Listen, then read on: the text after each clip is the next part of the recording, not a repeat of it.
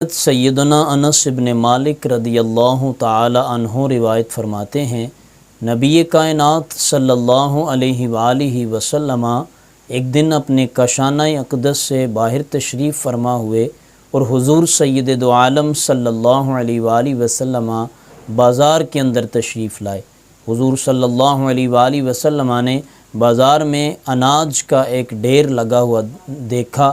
حضور صلی اللہ علیہ وآلہ وسلم نے اس کے اندر جب ہاتھ مبارک ڈالا تو اس میں تر اناج تھا۔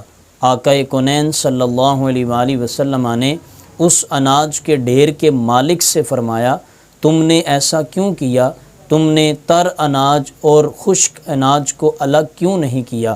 اس نے کہا، اے اللہ کے نبی صلی اللہ علیہ وآلہ وسلم، اللہ کی قسم ہے کہ یہ ایک ہی اناج ہے۔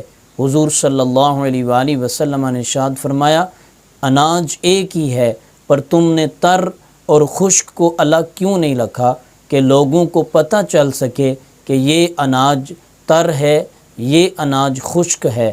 پھر حضور صلی اللہ علیہ وآلہ وسلم نے ارشاد فرمایا، من غش فلیس منا، جو دھوکہ کرے وہ ہم میں سے نہیں ہے، جو ملاوٹ کرے وہ ہم میں سے نہیں ہے۔ آج معاشرے میں یہ سب ہو رہا ہے۔ ابھی اناج کا سیزن ہے، اناج لوگوں نے تقسیم کرنا ہے۔ اب لوگ اناج کو بالخصوص گندم کو باریک اور موٹے دانے مکس کر کے ایک ہی مہنگے ریٹ کے اوپر اس کو بیچنے میں مصروف ہیں اور بیچے جا رہے ہیں۔ نبی پاک صلی اللہ علیہ وآلہ وسلم نے فرمایا، جو دھوکہ کرے وہ ہم میں سے نہیں ہے۔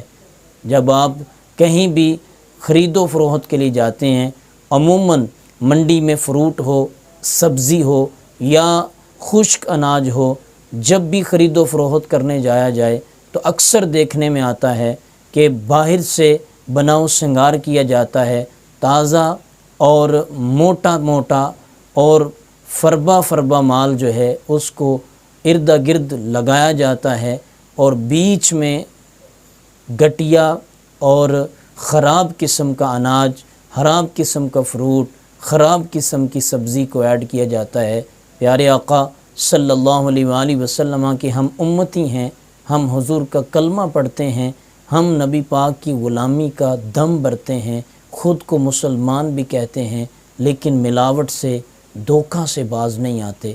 عزیزان، اگر ہم یوں ہی کرتے رہے تو ہم پستے ہی جائیں گے، ذلت و رسوائی ہمارا مقدر بن جائے گی، اور ہم دنیا کی قوموں کے سامنے نگاہیں ملانے کے قابل نہیں رہیں گے۔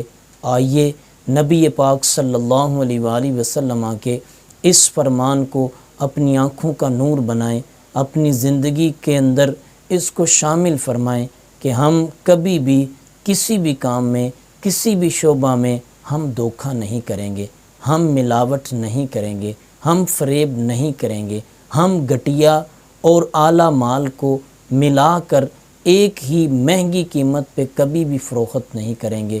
یاد رکھیں، جس نے کریم آقا صلی اللہ علیہ وآلہ وسلم کی باتوں کو مان لیا، وہ دنیا میں بھی عزت پائے گا، دنیا میں سکون پائے گا، آخرت میں بھی عزت اور سکون سے سرخروئی اس کو نصیب ہوگی۔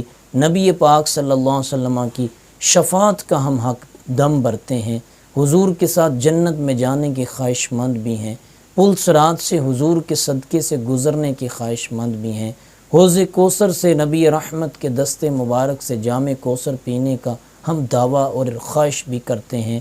لیکن اگر ہم نبی پاک صلی اللہ علیہ وآلہ وسلم کی تعلیمات، آپ کے بتائے ہوئے طریقوں کو چھوڑ کر ہم کافروں کے اور ہم شیطانوں کے طریقوں پہ چلیں گے تو کبھی بھی یہ سعادتیں ہمیں نصیب نہیں ہوں گی۔